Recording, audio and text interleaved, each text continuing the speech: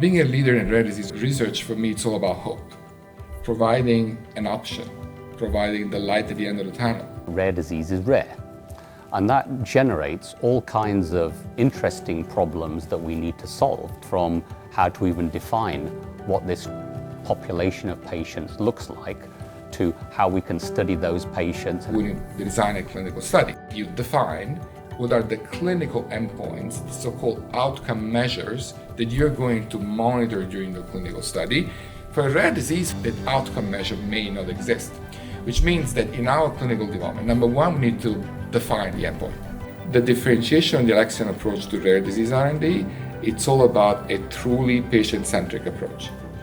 The ability of Alexion to understand, analyze, absorb the feedback from patients and their family.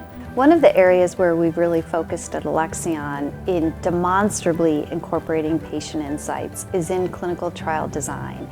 And so if you're working in a neuromuscular study, for example, and really trying to assess 6-minute walk test, that might be important from a scientific perspective, but what really matters to those patients is being able to hold a fork, continue to have a level of independence. So understanding those nuances and how we look for certain assessments to impact outcomes in a study is really important. In addition to the strategic complexity of defining and designing a study, there's an operational complexity. For us, quite often we open one site for one patient, and so the needs of each patient are really important to us, and we have to focus really exquisitely finely on what will make that patient successfully able to participate in our studies, whether it's organizing access and accommodation for them and their caregiver, whether it's organizing remote medicine, remote nursing, or whether it's organizing an informed consent in Mongolian overnight.